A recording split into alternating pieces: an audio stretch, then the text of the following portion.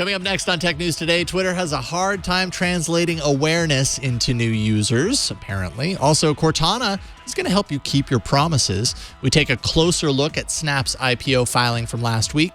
Facebook's safety check feature adds tools to those who want to help out when disaster strikes, and the challenges for police of analyzing petabytes of recorded body camera data. All that and more coming up next on Tech News Today.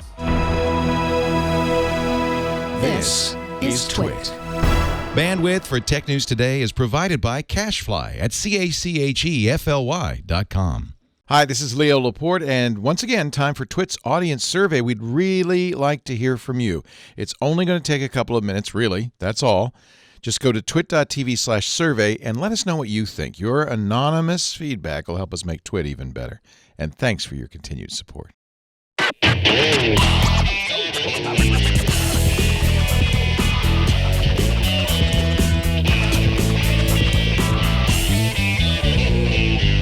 This is Tech News Today, episode 1702, recorded Thursday, February 9th, 2017. This episode of Tech News Today is brought to you by Tracker, a coin-sized tracking device that pairs with your smartphone and keeps you from losing your most valued possessions. Visit thetracker.com right now and enter promo code TNT to receive a free Tracker Bravo with any purchase. And by Rocket Mortgage by Quicken Loans. When it comes to the big decision of choosing a mortgage lender, work with one that has your best interest in mind. Use Rocket Mortgage for a transparent, trustworthy home loan process that's completely online at quickenloans.com/TNT. And by Blue Apron, the #1 fresh ingredient and recipe delivery service in the country. See what's on the menu this week and get your first 3 meals free with free shipping by going to blueapron.com/TNT. Welcome to Tech News Today. This is the show where we tell you what you need to know about technology. Today, I'm Megan Maroney. I'm Jason Howell. I've got Staying Alive stuck in my head right now. We were doing some pre-show dancing. As we normally do. It's how we get pumped up for the technology news. Yeah, so now we deliver it without dancing. Right, and without disco. Early this morning, Twitter announced fourth quarter and fiscal year 2016 results. And the fact that every newscast you hear seems to start with the phrase, President Trump tweeted ... has seemed to have very little effect on the company's bottom line. User growth has slowed, revenue has slowed, and as a result, shares of the stock plummeted this afternoon. Now, this is normally the biggest quarter for advertising, and Twitter's ad revenue even still sunk.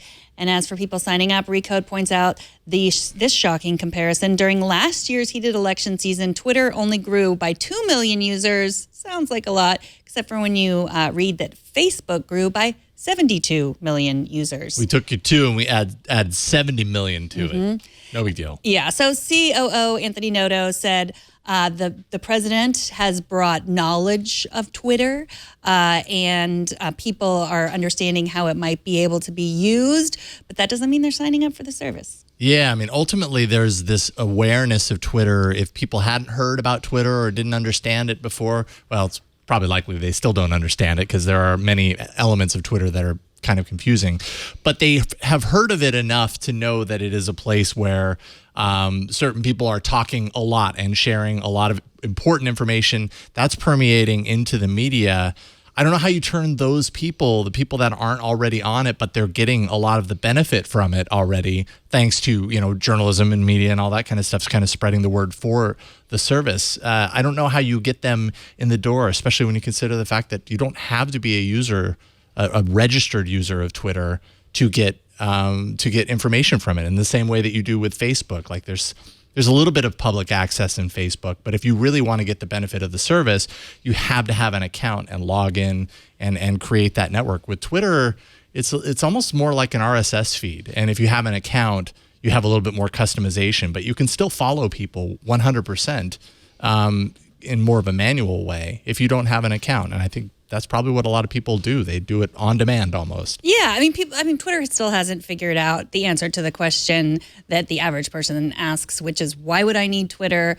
Who would I follow? Why would I ever tweet? It seems really scary. It seems either I'm shouting into the void and no one is hearing me, or I slip up a little bit and then it's forwarded, and it becomes viral and then my career or life is ruined. Like, facing those two things, a lot of people are like, why would I sign up for this? If I want to see what Donald Trump tweets, I'll go to any newspaper or I'll just go to twitter.com Donald Trump, or POTUS. And so that's all they need. And you're right, like Facebook, you can't see very much, and they do a really good job. I mean, I think how many of us, just joined Facebook, first of all, because it's like, oh, I wanted to see that, and I can't see it. And I'm like one of the last people that aren't on it, and so I might as well get on so that I have access to seeing those things. Right. And or like you never leave. Like Instagram, you can see everybody's Instagram in the same way that Twitter works. You can, but Instagram is more fun to use. It's more, you're more likely to want to upload a picture of, just your photography or someone in your family or something.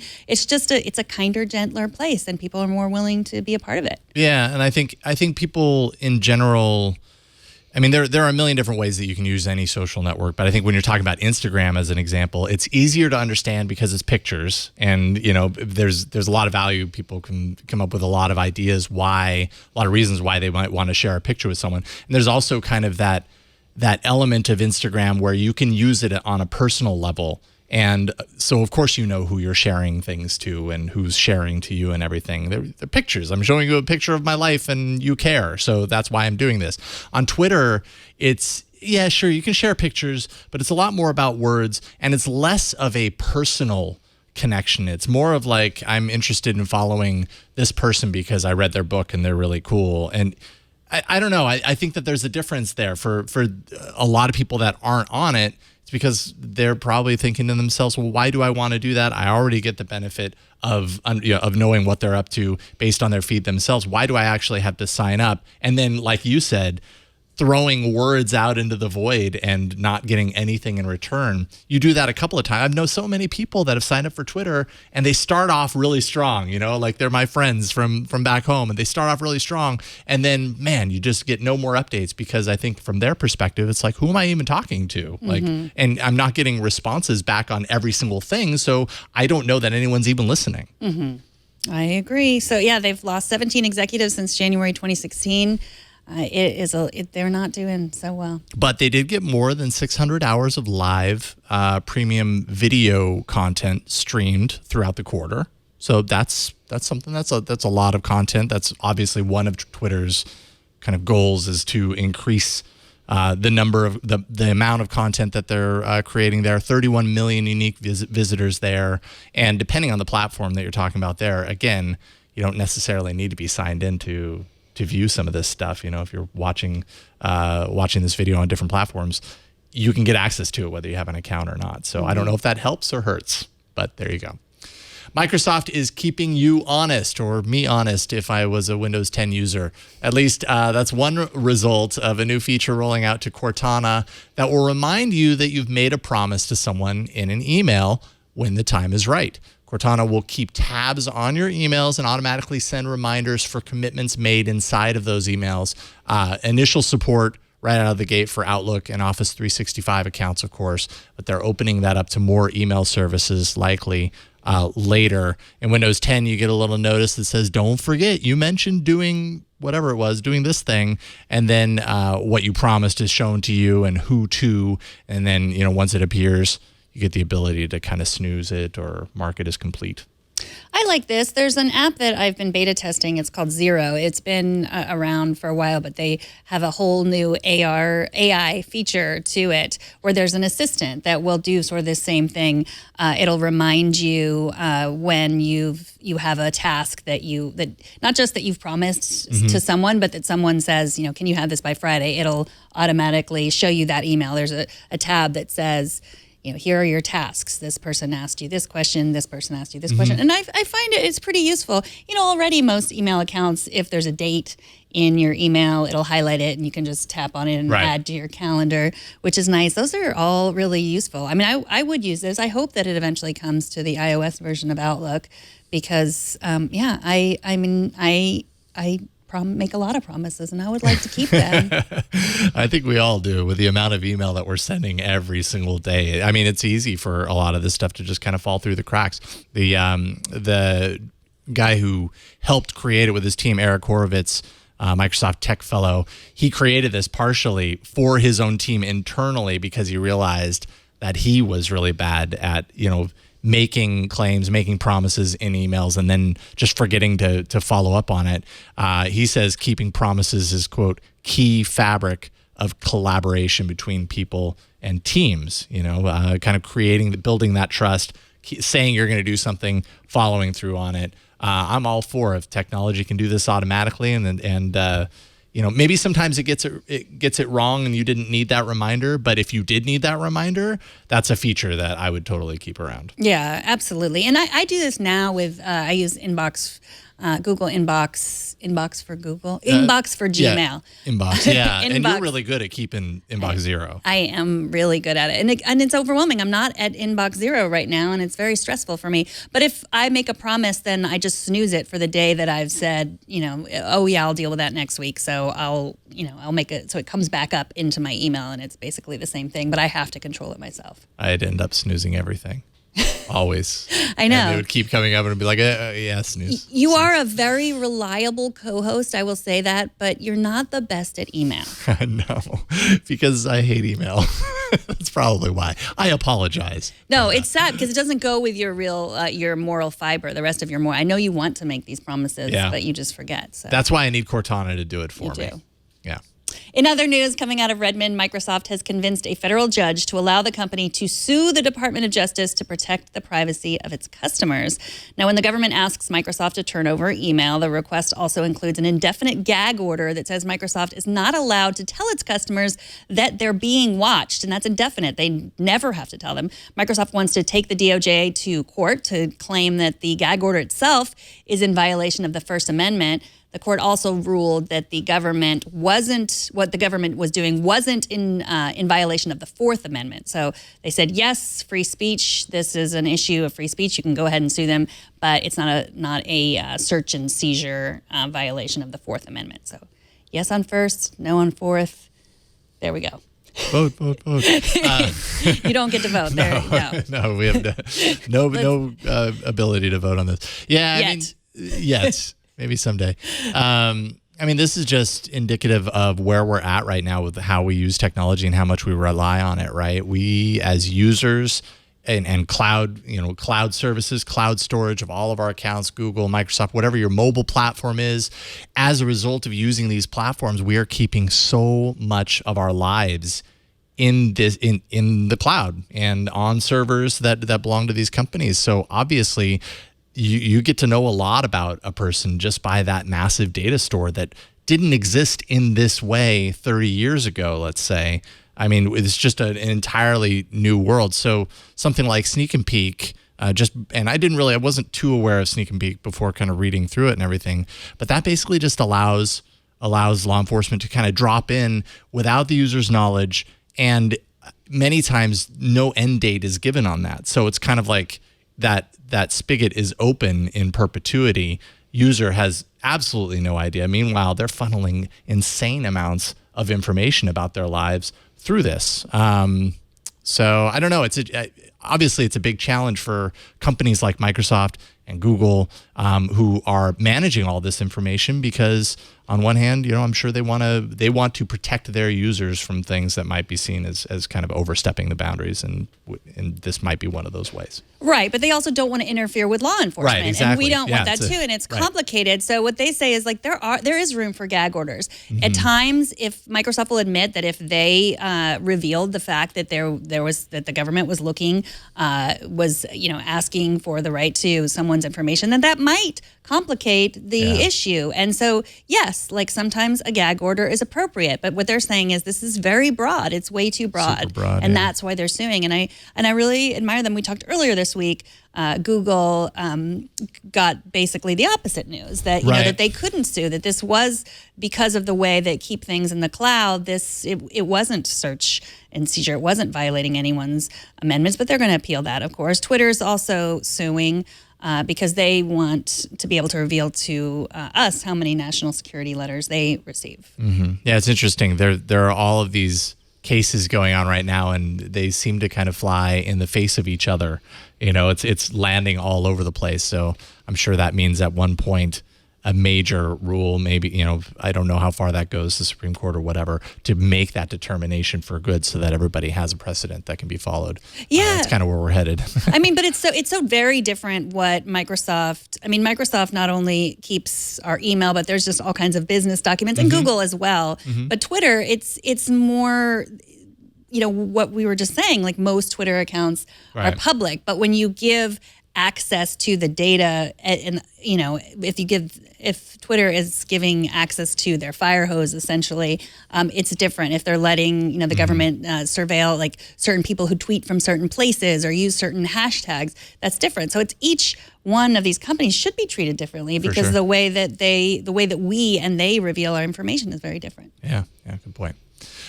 Google is taking a big stab at cleaning outdated, potentially insecure apps from the Play Store by requiring developers to add or update their app's privacy policy. They gave the date of March 15th of this year.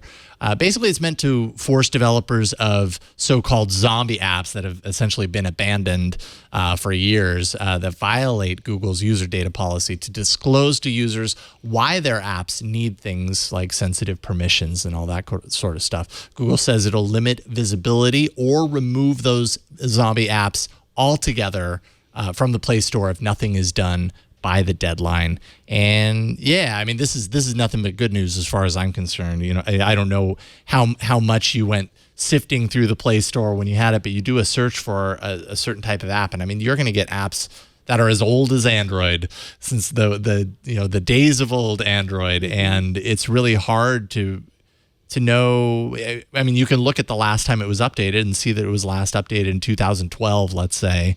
And so, that's an indication to not install it. But I think there's a lot of people who just do a search, can't find the thing they're looking for, install something, and you don't know why that app says that it needed a particular access to a permission, or if it's even being updated at this point and potentially insecure as a result of all of that oversight, the lack of oversight.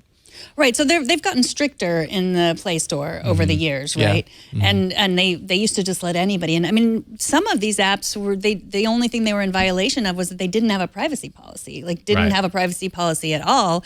An app would never get into the Apple App Store without a privacy policy. So they're cleaning it up. You're right. There's nothing good about this. We could call it the apocalypse, which I used on iOS, because they're also clearing out they have this problem too, but it's apps that haven't been updated in a few years and they're still running 32-bit. And so they'll be not getting rid of them, not sweeping them out, but they won't be supported. Like a new beta of iOS, people have seen screenshots that say, this app will not be supported. As what they were saying before was this app will slow down your iPad or your iPhone, when it doesn't necessarily. But yeah. Yeah, it's definitely inevitable that we would get to this point with these app stores. Because up until, I'd say the last couple of years, pretty much developers could create an app, post it in the Play Store, and I'm sure very similarly in the App Store, and it could live forever, let's say, and I don't know if that was necessarily their intention. Apps really do have a shelf life, that the design of an app can get dated. I'm sure some of the very first iOS or Apple, before iOS was called iOS, some of the very first iPhone apps, if you were to load them up now, there would be so many ways, not just on the surface, but underneath, as far as how those apps played well then, but aren't up to snuff now for a number of reasons, be it security or be it just, outdated look and just a lack of any sort of touch or attention for years. So I think it makes sense at a certain point. How do you figure out which apps just really don't need to be there anymore? And just to be clear, apps that include zombies aren't getting kicked out of the app this stores. is not just zombie apps. This is not about discriminating against zombies. Okay, not at all. Good. So, thank goodness. Yeah. According to Quartz, the largest maker of police body cameras will now use artificial intelligence to analyze the petabytes of video caught on camera. A startup called Dextro analyzes video to make it discoverable, searchable, and curatable. Twitter has used the service to organize the countless hours of Periscope live stream footage. And now Taser International, the military hardware company that makes most police body cams, has acquired Dextro in an effort to understand what's happening in police videos where the perspective is always moving and the action is often actually off camera. So I found this fascinating, and our police officer friend of the show, Joey, we emailed back and forth because I know he works in mobile forensics, and I said, what do you think about this? He said video is being used so often as evidence, really. I mean, videos everywhere in our world, but for police officers, it's really being used more and more as opposed to paper. And what he says is that a lot of it has to be released as Freedom of Information Act. But when it's released, people's faces have to be redacted, like children or witnesses, Right. They have to be redacted. And he was actually tasked with the job of, seeing how long would it take for you to go through this 10-minute video and take out all these faces. And you're a video editor. Anyone who's done any video editing knows that he would say, this would take 5 hours for 10 minutes of video. And if you imagine they're wearing these cameras all the time, that's so much. It would take up so much time. So this really makes sense if you have a robot doing it, so that the police officers are not out of a job, but can actually use their skills in other ways, as opposed to just the grunt work of like finding this. So it's really interesting so this can identify 3 things: objects like vehicles or weapons, places like indoors, outdoors, even beaches, and actions such as traffic stops or foot chases. So I thought this was a really great way of using technology and then letting police officers use their own creativity and their own brains to really do the rest of the police work. Yeah, it's such a mountain of data that you get from, just when you're talking about, how many petabytes? It was Why do I always say petabytes? That's okay, because you're hungry. You want a pita. I understand. Because I want ethical treatment for all animals. Also. That too, that as well. I mean, when you're talking about this massive amount of information, and not just that, but video footage that is fixed, like say a security camera that's fixed on a corner, like analyzing that for, even with artificial intelligence, I have to imagine would be a lot easier than what you're getting off of a body cam, because a body cam, it's constant movement. It's constantly different scenarios. It's dark because they're riding in the car. You know what I mean? Like everything is changing. So any way that you can basically eliminate the hours of boring footage, the uneventful stuff, and really kind of zero in and target in on just the important stuff. That seems like a no-brainer. I can't imagine how like what you were describing about going through and blurring faces and doing all that manually. Man, it's so time consuming to do that. Any way that you can bring, it seems to me like artificial intelligence is the perfect application for something like this. Yeah, and when you think about how artificial intelligence works, right, you feed it so much data. And so if you want to learn about videos or, a lot of the stuff we've talked about, you're feeding it tons of YouTube videos or television shows or anything. Those are purposely filmed. Mm-hmm. There's a certain way that everything will look, and you'll learn from that. But if you're talking about just live streaming, or if you're talking about like what you were saying, like a camera, sometimes it's facing the ground. Sometimes it's, that's totally different data that needs to be fed to this AI for it to work. Yeah, absolutely. Up next, we've had a week or so to digest Snap's IPO, and Kurt Wagner from Recode is going to join us once again to give us his take. But first, let's take a minute to thank Tracker. They're the sponsor of this episode. We're all used to losing our possessions. Newsweek actually reports the average American wastes 55 minutes a day looking for the things they own but can't find. It's time to reclaim that 55 minutes. Tracker makes losing things a thing of the past, and I'll tell you how to get one for free. Tracker Bravo locates misplaced keys, wallets, luggage, instruments, bicycles, electronic devices, pets, pretty much anything you can think of in seconds. The coin-sized device is constructed with anodized aluminum for the thinnest, most durable tracking. You can easily attach it to anything, pretty much. It includes a key loop, so you can snap it onto something, or adhesive to stick it somewhere. Tracker is enabled by Bluetooth LE, so the battery lasts up to 1 full year, and you can add a laser engraved message to each Tracker Bravo, things like return information or pet information, so someone can get in touch with you. And you can also personalize your tracker with a custom printed image. So you can put your company logo on there or whatever you want to make it look like your own. Pair Tracker to your iOS or Android device. You can find its precise location with a tap of a button. One tap and you'll hear it. It's that easy. Your phone can track up to 10 devices at once, and you can customize two-way separation alerts so you're notified before you leave your item behind. If you happen to lose your phone, you just press the button on the tracker and your phone will ring even if it's on silent. With over 3.5 million devices shipped, Tracker has the largest crowd GPS network in the world, so your lost item shows up on a map, even if it happens to be miles away. If you lose your item, the Tracker app records its last known location on the map, kind of the last point that you were separated from that item. And when another Tracker user comes within a 100-foot range of your item, you'll receive a GPS update of where your item is located. Go to thetracker.com right now. Never lose your possessions again. Plus, just for our audience, if you enter promo code TNT, you'll get a free Tracker Bravo with your order. That's TheTracker.com, promo code TNT, and you'll get your free Tracker Bravo today. And we thank Tracker for their support. All right, Snap IPO is a thing, and we keep hearing more and more about what a public Snap will be. Joining us once again is Kurt Wagner from Rico to talk all about it. How's it going, Kurt? Hey, Jason, what's up? Not a whole lot. Let's take a step back first and foremost. Last week, we talked about it, of course, on the show. Snap filed its S1. We finally got a good look at what's going on behind the scenes. What stood out for you with that initial filing? I think the thing that was most surprising, and it probably comes from my time covering Twitter too, is the growth stuff. So what we saw from Snap was that over, I believe it was Q3 and Q4, the growth that they saw or were seeing in the beginning half of 2016 kind of started to slow down.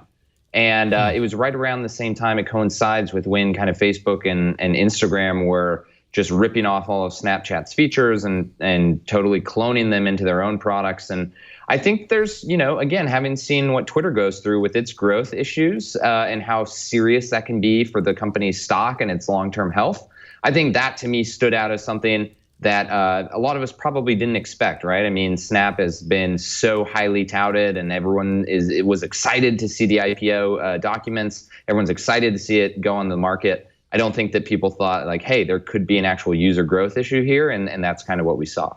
Snap a little late to filing this? I mean, we've been talking about in recent months about kind of the Snapification of Instagram, and Instagram's actually done really well in that transition. Do you think that's a factor here?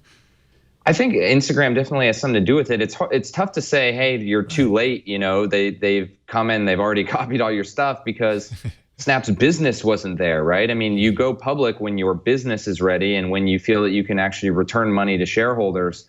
And, even Snap's business is really young. I think they brought in just over $400 million last year. They'll probably do around $1 billion in revenue this year. So not insignificant, but also, Facebook, I think, did $27 billion last year. So much, much smaller than, where they ultimately want to be. And you just can't go public until your business is ready. So it's tough to say, hey, they should have done it earlier.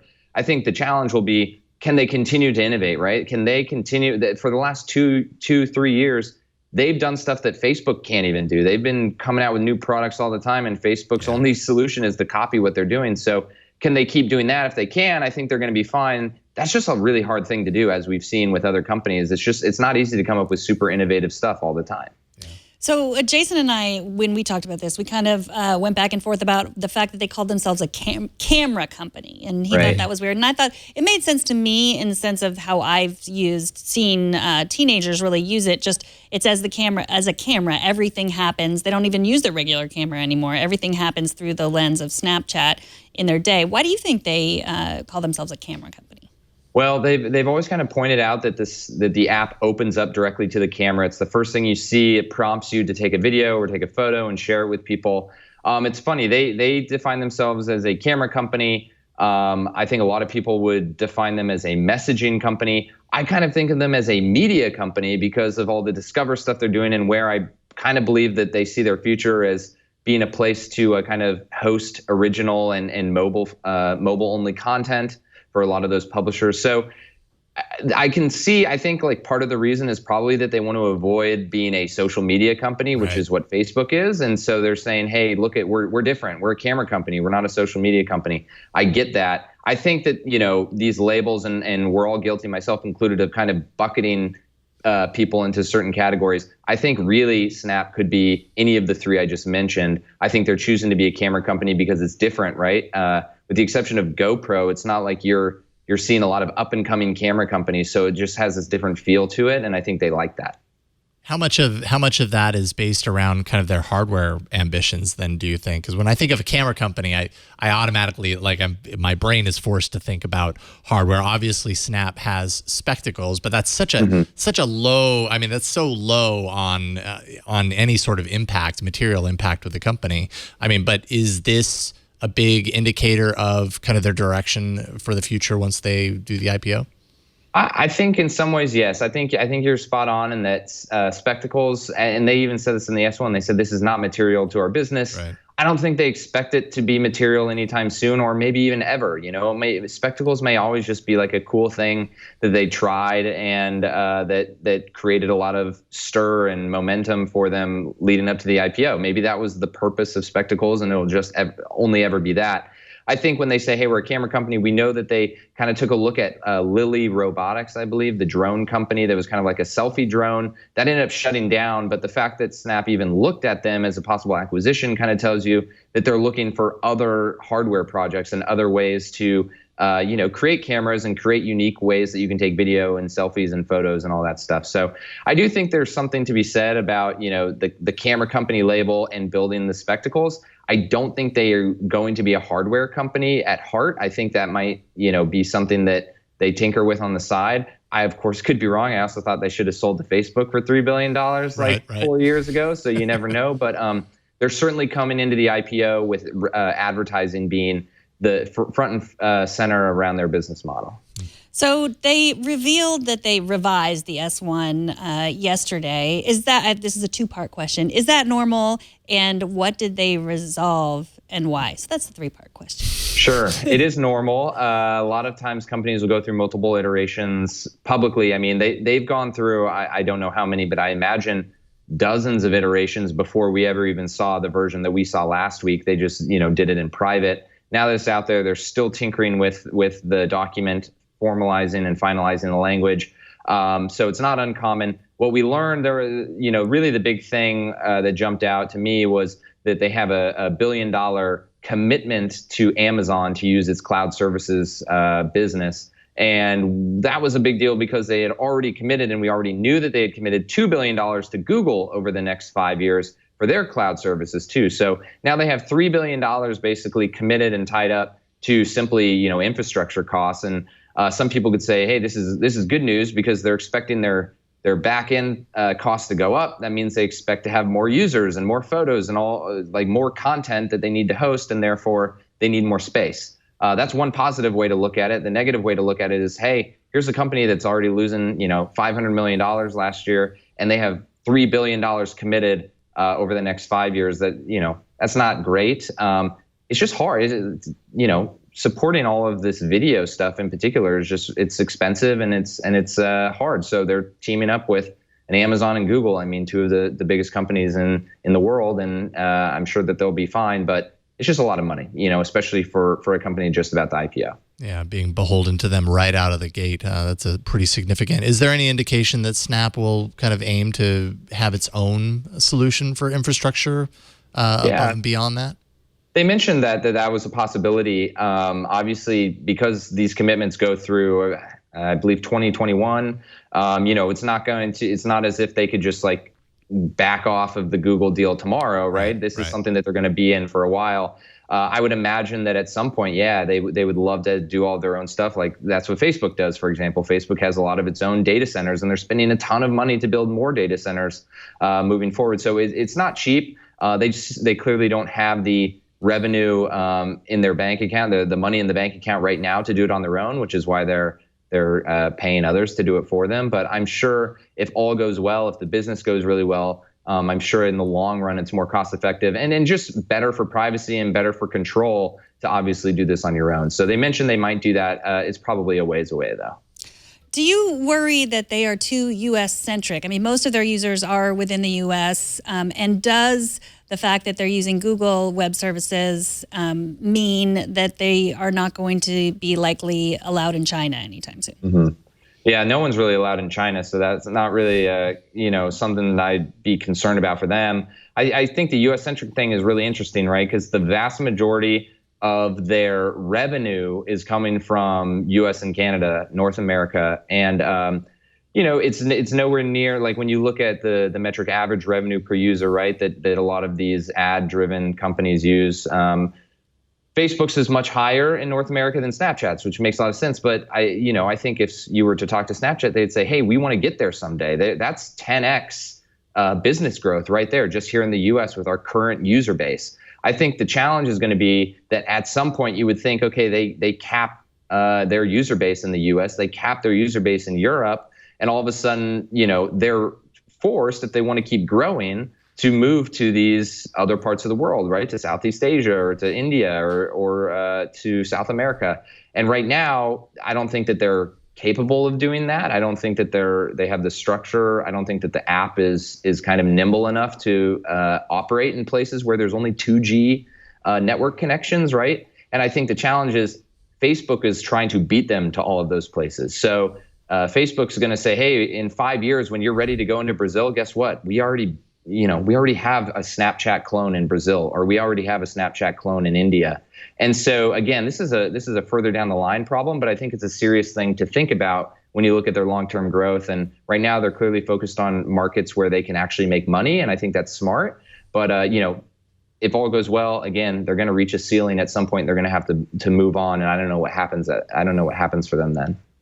And there was one other part that you mentioned in your piece about updated salary information for one of their board members. Can you talk a little bit about that? Yeah, that's Joanna Coles. She's one of their, she's not a non-employee, non-investor board member, so an outside board member.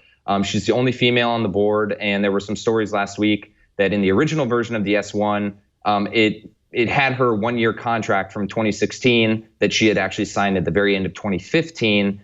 And the numbers in terms of compensation, mostly, restricted stock that she was getting, was significantly lower than all of the other board members who were male board members. So, there was this, of course, obvious, hey, the only female board member on Snap's board is being paid significantly less than all of these male board members. What we found out, I guess, early this morning was that she has since signed a new contract. So she had been on a 1-year deal that just expired at the end of last year, signed a new 3-year deal, I believe in January, and her compensation is comparable with a lot of the other board members. And what I'm told happened was basically when she signed her deal in late 2015, the company was at a very different place. Most of the other board members didn't come on until late last year when it was very clear they were going to be a publicly traded company. So they got deals that were much more lucrative, equivalent to being on a public company board.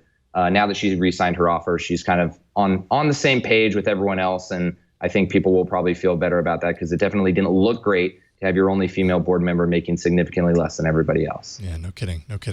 Kurt Wagner with Recode. We really appreciate you joining us once again. Thank you so much. Where can people follow all your work online? Yeah, thank you. You can go to recode.net and read all of our stories there. I'm also on Twitter at KurtWagner8. Cool. Sounds good, Kurt. Thank you again. We'll talk to you soon. Thank you. Take care. Kurt. All right. Have a good night. And we should mention that we did mention Amazon Web Services, and they are a sponsor on the network. So just full disclosure there. And now we have an email from Randy, the tech director from Manchester. He says, on episode 1700, you mentioned the Super Bowl halftime drones. I just wanted to share that I saw the exact same drones live at a show over the holiday break at Disney Springs in Florida. It featured 300 drones over the Central Lake. I like this show much better than the typical fireworks show. It was very cool to see forms rotated in 3D space. Oh, I bet. It was set to music with a holiday theme, and you can find the show with a quick search on YouTube. The show lasted about 5 to 6 minutes, but I think the full flight time was around 10 to 11 minutes. Speculation on my part, but all this seemed like a practice run for things to come in the main parks. Well, I hope so, because then maybe that means we'll get a chance to see it at some point too. After the break, Facebook wants to help you help your neighbors in need. We'll talk about that, how. But first, let's take a minute to thank Rocket Mortgage by Quicken Loans, the sponsor of this episode. If you've ever tried to get a mortgage or refinanced your home, you know it can be frustrating. It can be terrifying sometimes. When it comes to that big decision of choosing a mortgage lender, it's important that you work with someone who you can trust and someone that you know has your best interest in mind. With Rocket Mortgage, you'll get a transparent online process that gives you the confidence to make an informed decision. Don't waste time searching through stacks of paperwork. With Rocket Mortgage, you can securely share your financial information to get a mortgage approval in minutes. You can adjust the rate and the length of your loan in real time to make sure you get the mortgage solution that's right for you. So whether you're looking to buy a home or refinance your existing mortgage, you can lift the burden of getting a home loan with Rocket Mortgage, because buying a new home shouldn't be a burden. It should be fun and exciting, and you should be able to do the mortgage process in your pajamas. You know what I'm talking about. Skip the bank, skip the waiting, and go completely online at quickenloans.com/TNT. That's quickenloans.com/TNT. Equal housing lender, licensed in all 50 states. NMLS consumeraccess.org, number 3030. And we thank Rocket Mortgage by Quicken Loans for their support.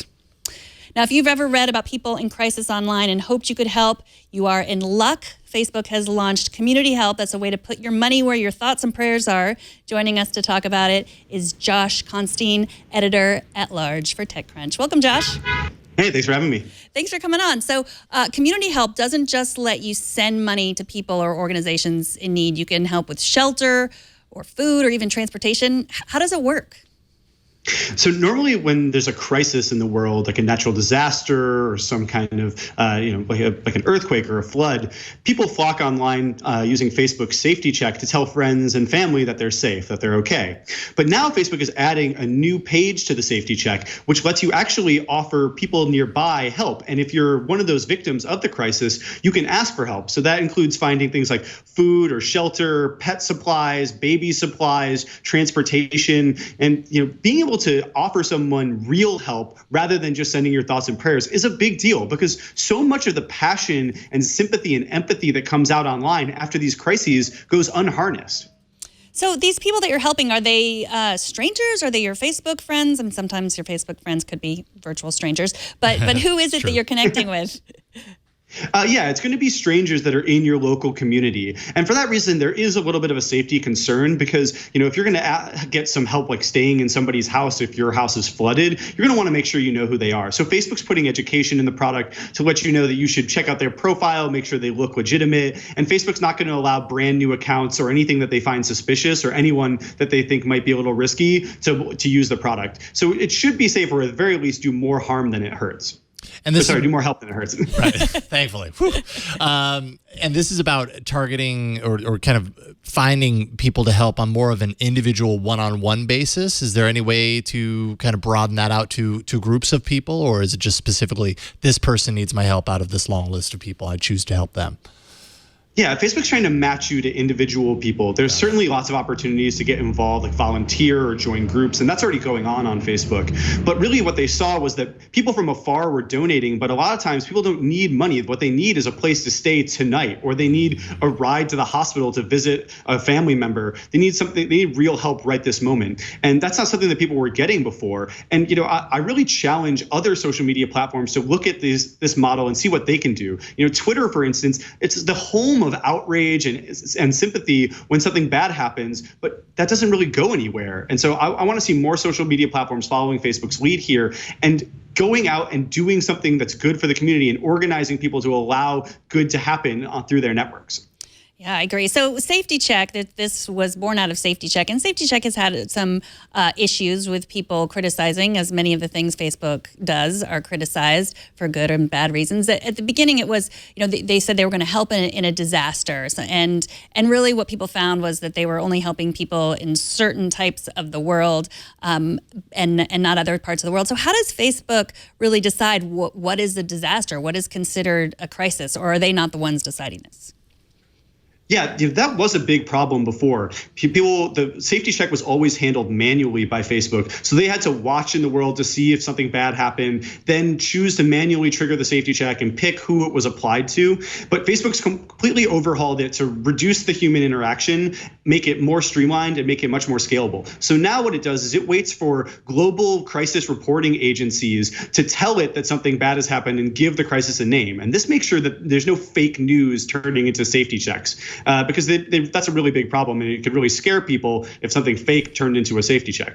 After that, they're basically going to Facebook will look for people in the affected area that are Facebook posting about this issue. And if they see enough people are having trouble and talking about this crisis, like an earthquake, then they'll trigger the safety check for the people in that area. And they'll message people and say, hey, you talked about this earthquake. Are you safe? And do you want to invite your friends to say that they're safe? And then once that all happens, then they get moved into this new community help feature. But the idea is to reduce human error and prevent there from it being on Facebook or being Facebook's responsibility to choose what is and isn't a crisis. And also by using these international reporting agencies, they're going to be able to help with safety checks in places all around the world, even a tiny plane crash in Eastern Europe. Now, you mentioned a few minutes ago that those who aren't close, obviously, I'm here. This happens on the other side of the country. I cannot offer, shelter necessarily, but I can offer funds. I can, give to the cause. How do you do that through Facebook at this point? Is it just if people who aren't in the community, near the community, and want to get involved, do they just have to go through the standard outlets like Red Cross or whatever, or does Facebook help to facilitate that? Yeah, Facebook now actually offers fundraising and donate buttons through its website. It saw through the ALS challenge that tons of people wanted to contribute and help out, but they often weren't sure, like, where do I mail a check? What is the actual website I go to donate? And so Facebook built a product that lets you put a donate button right in the status updates. And you can choose that just like you would add a photo to a post. You can choose to add a donate button. And if there's a big cause that you really want to rally support for, you can start a whole fundraising page through Facebook. There's a little tab, a little bookmark in the left-hand rail if you're on desktop, or in the more inventory box if you're on mobile. And you can set up a whole fundraiser page and invite friends to come and join and donate. And it's actually doing a lot of good. And they saw millions of dollars raised for the ACLU just recently, for Syrian refugee relief. And it's going really far. The ALS challenge generated $200 million in donations worldwide. And Facebook thinks that there's a huge opportunity to do that for more big causes. Yeah, I really like what you were saying about just the outrage that is on so much of social media, not going anywhere, but just into all our collective anxiety. So how could Twitter do something like this? Do you have any ideas how they might also use that rage and harness it into good? Yeah, I think what they really could do is look at the hashtags and say this hashtag is associated with a crisis and may have an opportunity to generate donations. And so, a few years ago when there was the whole Justine Flacco, has Justine landed yet thing, where this woman made a very insensitive joke about AIDS in Africa, all of Twitter exploded making fun of her. But nobody was tweeting links to AIDS charities. Nobody was actually trying to help. Everyone was just being snarky. And I remember at the time I was really disappointed, and I started trying to tweet links to donation pages, but they just never got that kind of reach that the jokes and the snark does. And so I really think that Twitter should look at seeing how they can add a fundraising button or allow people to add one to their tweets when there's something important. But that also means they're going to have to go to the work of verifying these charities. Facebook has gone, and I think they've verified over 700,000 nonprofits that they think are worthwhile and are legitimate, that you can connect to through the donate buttons. And it's work, but Twitter is the place where people talk about what's going on in the world right at the minute it's happening, and that's when the passion is the highest. That's when there's the biggest opportunity to get things done on behalf of the world. So I really want to see these social networks harness the human spirit for positive good, not just clicktivism. Mm-hmm. Yeah, if there was some way to turn that power of public shaming that Twitter is so good I know, right? into having someone in need sleep on your couch.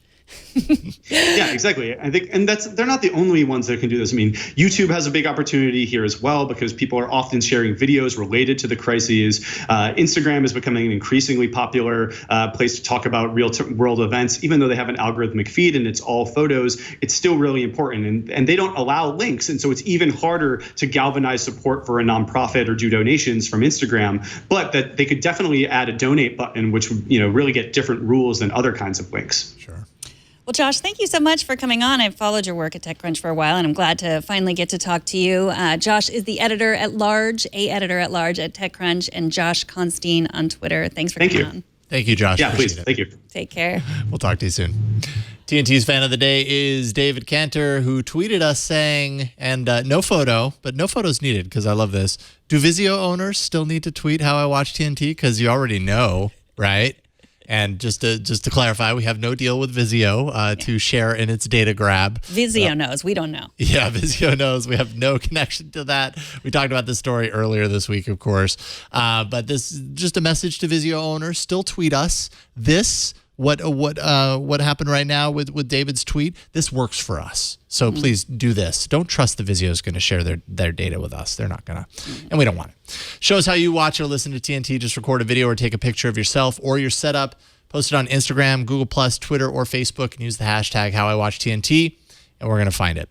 Up next, Google Assistant is about to get even better. In fact, on my phone, it already got even better. But first, let's take a minute to thank Blue Apron. They're the sponsor of this episode. Blue Apron's mission is to make incredible home cooking accessible to everyone while supporting a more sustainable food system, setting the highest standards for ingredients, and building a community of home chefs.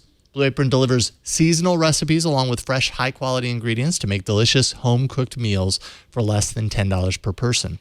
Every meal comes with a step-by-step, easy-to-follow recipe card, as well as pre-portioned ingredients that can be prepared in 40 minutes or less. Blue Apron sets the highest quality standards for their community of over 150 local farms, fisheries, and ranchers across the United States. Seafood sourced sustainably under standards developed in partnership with the Monterey Bay Aquarium Seafood Watch. Beef, chicken, and pork come from responsibly raised animals. Produce is sourced from farms that practice regenerative farming. And because Blue Apron ships the exact amount of each ingredient required for the recipes that they give you, they're reducing food waste. Use it all in the recipe. It's required. It all needs to go in there to make that meal delicious. Their freshness guarantee promises that every ingredient in your delivery arrives ready to cook, or they'll make it right. Blue Apron delivers to 99% of the continental U.S. There's no weekly commitment, so you only get deliveries when you want them, and you can kind of tailor that over time. Customize your recipes every week based on your dietary preferences. You can choose from a variety of new recipes each week, or just leave it to Blue Apron's culinary team to surprise you. Recipes are not repeated within the year, so you'll never get bored. It's always changing. So some ideas here: cashew chicken stir fry with tango mandarins and jasmine rice. There's roasted pork with apple, walnut, and farro salad. That sounds awesome. Crispy barramundi with quinoa and roasted carrot salad. There's also udon noodle soup with miso and soft-boiled eggs. Tons of deliciousness. Now it's time for you to get it for yourself. Check out this week's menu and get your first 3 meals free with free shipping by going to blueapron.com/TNT. You're going to love how good it feels and tastes to create incredible home-cooked meals with Blue Apron. So don't wait. Go to blueapron.com/TNT. Blue Apron is a better way to cook. All right. Google Assistant. You had a little bit of experience with Google Assistant on the Pixel phone, Megan. Powers actually also, underneath the hood, Google Home. And I have one of those at home. I love it. It enables all of the home automation stuff, those capabilities of the device for controlling things around your home. When you want to have a disco party. Yeah, exactly, which happens very regularly, Megan. But Pixel devices, which also have assistant capabilities, still aren't able to control all of the same stuff as your Google Home, even though they're both running on Assistant. Well, now Pixel users are starting to see a new home control section within Assistant that brings all of that advanced smart home control stuff into the phone, so you don't even need a home anymore. I mean, you need a home to live in. You don't need a Google Home if you don't want it, but I still recommend it because Google Home is awesome.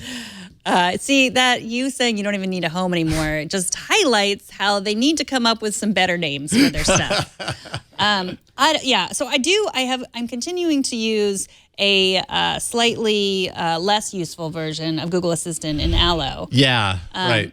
And it is less. Yeah, and capable. someone was trying to train me on Twitter on exactly what to say to make it show pictures of babies, and I never could get it to show pictures of babies. Really? It was all that seems I like had a to, basic thing. I know. Show me pictures. It kept showing me cartoon pictures of girls. And baby. Sometimes they were babies. Sometimes, but by sheer luck, like cartoons of babies. But yeah, when I said show me pictures, like this baby, can you see that baby? Like that's what it kept showing me. I don't want to see that baby. I want to see pictures. Well, I mean, it is baby. It's just not a real baby. Right, but I was saying show me my baby pictures in Google Photos.